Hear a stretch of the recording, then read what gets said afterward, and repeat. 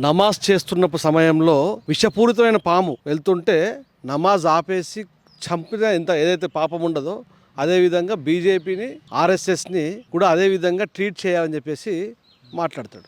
భారతదేశంలో ఎటువంటి విపత్తులు వచ్చినా కూడా 100 సంవత్సరాల నుంచి వెళ్ళి ఆ సేవలో పాల్గొని అక్కడ ఉన్నటువంటి సమాజాన్ని కాపాడే ప్రయత్నంలో సేవలో పాల్గొన్నటువంటి సంఘం ఆర్ఎస్ఎస్, రాష్ట్రీయ స్వయం సేవక్ సంఘ్. ఈరోజు ప్రపంచ దేశాల్లో మెప్పు పొందినటువంటిది భారతీయ జనతా పార్టీ. అంటే అన్ని దేశాలు కొట్టుకుంటున్న సమయంలో కూడా ఈరోజు అందరితో మిత్రత్వం ఉండి అక్కడ భారతీయులను రక్షించే ప్రయత్నంలో ఉన్నటువంటి భారతీయ జనతా పార్టీ ఈరోజు 2G స్పెక్ట్రా స్కామ్ కానీ, కోల్ స్కామ్ కానీ, ఇవన్నీ స్కాములు చేసినటువంటి పార్టీ కాంగ్రెస్ పార్టీ. కానీ కేవలం మత స్విచ్చులు అంటే మత సామరస్యాన్ని దెబ్బతీయడానికి, ముస్లింలను కావాలని హిందువులపై రెచ్చగొట్టడానికి మొన్న చూసినట్టయితే స్వాములపై దాడులు, కేసులు, ఎక్కడ పడితే అక్కడ దర్గాలు నిర్మాణము, ఇవన్నీ కూడా కేవలం కాంగ్రెస్ పాలిత ప్రాంతాలలో మాత్రమే ఇవన్నీ జరుగుతున్నాయి.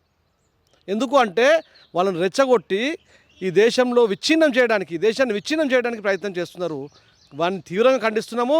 ఆ నీచ్ కమీన్ కుత్తే గారిని వెంటనే దీనిపైన చర్య తీసుకోవాలని చెప్పేసి కోరుకుంటున్నాము.